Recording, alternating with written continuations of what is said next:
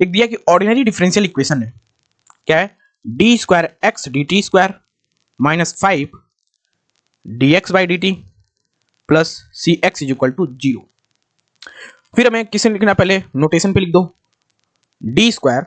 अब यहाँ पे डी बाई डी टी क्या मान्य है, डी, पीछे सब बताएं कैसे सॉल्व करते हैं, तो इसमें टाइम ना गवाते हुए सीधे सॉल्व करते हैं, कंसेप्ट हम पीछे जान जाए। डी स्क्वायर एक्स कॉमन किए minus 5 d x plus 6 x is equal to 0। यहाँ पे एक्स कॉमन कर लेंगे तो d square minus 5 d plus 6 into x is equal to 0।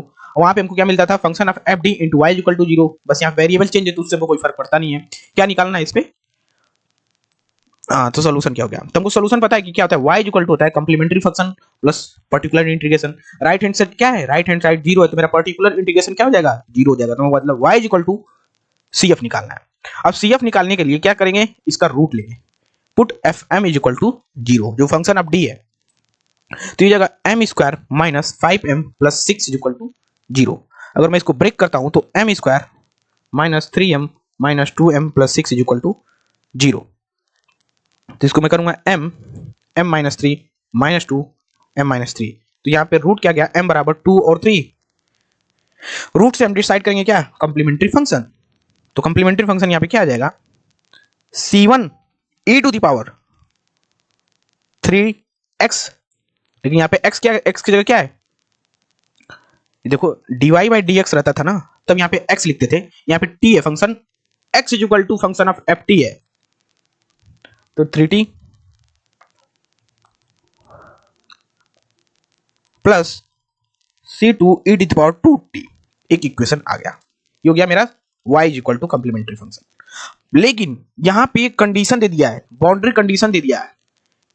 Boundary condition किस लिए देता है, क्योंकि हमें जो कांस्टेंट है, जो c1 और c2 है, उसकी वैल्यू निकालने के लिए देता है।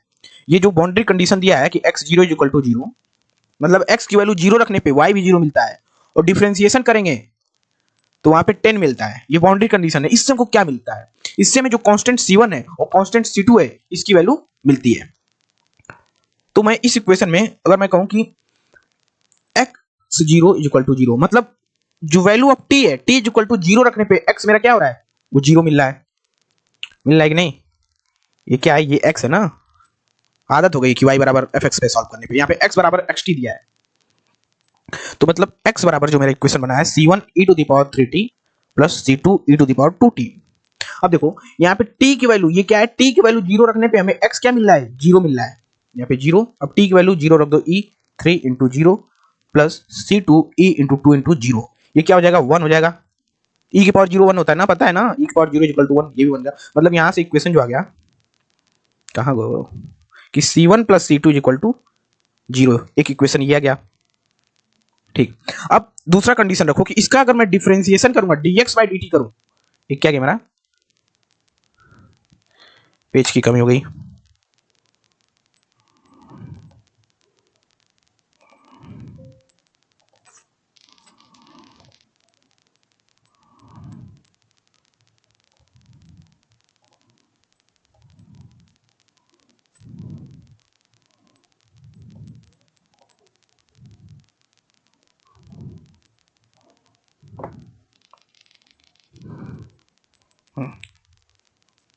चलो यहां बता देंगे।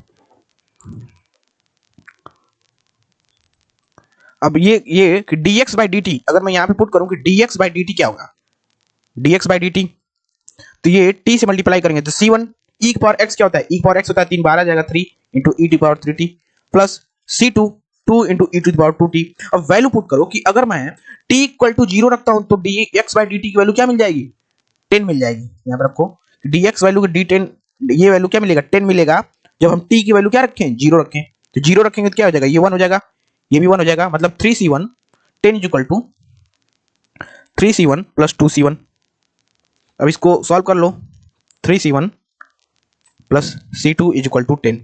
जब इसको सॉल्व करेंगे तो c1 की जो वैल्यू मिलेगी, यहां से हमको इक्वेशन 2 में 3 का मल्टीप्लाई कर दो,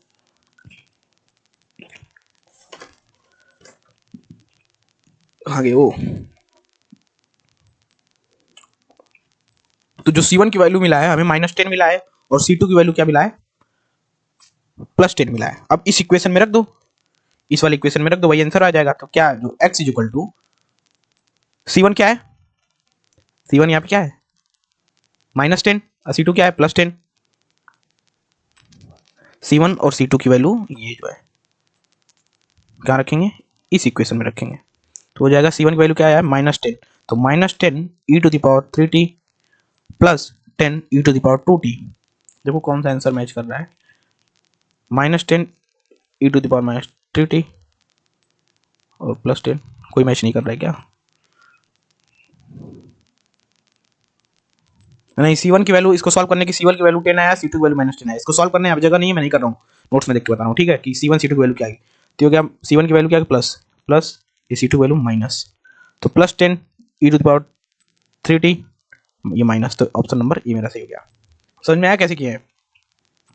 चलो मैं फिर से बता दे रहा हूँ कि ये इक्वेशन है d²x/dt² -5dx/dt + 6 = 0। अब इसका सोल्यूशन पूछा है कंडीशन के साथ, तो हमको पता है कि y equal to complementary function plus particular integration, लेकिन राइट हैंड साइड में क्या है, 0 है, तो पर्टिकुलर इंटीग्रेशन क्या होगा, 0 होगा। अब हमें क्या निकालना है, कम्प्लीमेंट्री फंक्शन। कम्प्लीमेंट्री फंक्शन निकालने के लिए हम पहले क्या करते हैं, सिंबॉलिक फॉर्म में चेंज करते हैं। सिंबॉलिक फ्लो चार्ट बताया हूं मैं, सिंबॉलिक फॉर्म में चेंज करने के बाद हम क्या करेंगे, ऑक्सिलरी इक्वेशन बनाएंगे। ऑक्सिलरी इक्वेशन क्या होता है कि अगर हम किसी भी fd में पुट fm इक्वल टू 0 कर दें तो ये ऑक्सिलरी इक्वेशन बन जाएगा। क्या बन जाएगा, m² - 5m + 6 = 0। अब इसको सॉल्व करने पे हमको जो m का रूट मिलता है 2 और 3, तो मतलब वहां पे x बराबर कॉम्प्लीमेंट्री फंक्शन आ गया C1 e⁻³ + C2 e⁻²t, equation 1 मान लो इसको। अब यहाँ पे हम अप्लाई करेंगे बाउंड्री कंडीशन। बाउंड्री कंडीशन क्यों अप्लाई कर रहे हैं भाई, बाउंड्री कंडीशन इसलिए अप्लाई करना है कि C1 और C2 की वैल्यू जो कांस्टेंट है उसके हम निकाल सकें। तो बाउंड्री कंडीशन हमको यहाँ दिया कि अगर मैं पहला कंडीशन क्या दिया है, देखो दो C1 C2 कांस्टेंट है, तो दो हमें दिया है। बोला है कि भाई देखो अगर मैं t तुम्हारा 0 रख देता हूं तो जो x है वो भी 0 होगा। तो हम क्या किए हैं यहाँ पे कि x बराबर, अगर मैं t 0 रखता हूं, यहाँ पे t 0 रखता हूं तो x 0 आएगा। ये मैं नहीं कर रहा, क्वेश्चन दिया है कंडीशन, ये लिखने पे ये इक्वेशन बन गया C1 + C2 = 0। अब दूसरा बोला है कि जिस dx/dt करते हैं तो हमें 10 मिलता है, कब, जब t = 0 रखते हैं तब। हम किया dx/dt, ये सॉल्व करने पे ये आया, ये अब ये dx/dt अगर हम t = 10 रख, t = यहाँ पे 0 रखें तो ये वैल्यू हमको 10 मिलती है, तो 10 बराबर 3C1 + 2C2। ये दो इक्वेशन हो गया, दो अननोन हो गया। यहाँ C1 की वैल्यू +10 आया, C2 की वैल्यू -10 आया। तो क्या करेंगे, जो इक्वेशन हम 1 है उसमें C1 और C2 की वैल्यू रख देंगे तो हमें आंसर मिल गया।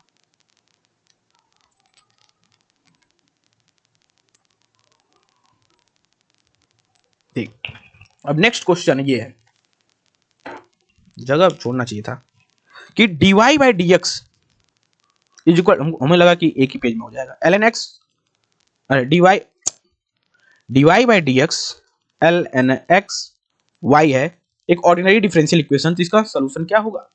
तो ये तो साफ साफ दिख रहा है कि x को एक तरफ ले जाओ, y को एक तरफ ले जाओ, ये चोरस सॉल्व हो जाएगा। मतलब dy/y dx/x ln x, दोनों का क्या करें, इंटीग्रेट कर दो।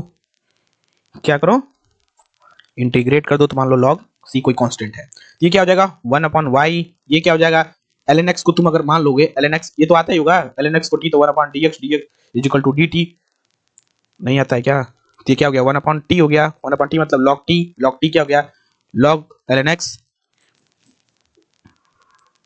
1/x क्या होता है, 1/y ln y = ln t, t को क्या है log x है t, और ये प्लस है तो इंटू हो जाएगा, क्योंकि log a + b को क्या लिख सकते हैं, log a × b। तो ln से ln कट गया, तो y = t + t × c। अब t बराबर क्या होगा, t बराबर मान देना ln x, तो y बराबर ln x, c क्या है कांस्टेंट है, तो यहाँ पे कांस्टेंट क्या किससे डिनोट किया है, k से, तो क्या हो जाएगा k ln x, k ln x। ये भी 2 मार्क्स का है, कितना इजी है, देखिए कैसे सॉल्व हो रहा है धीरे धीरे।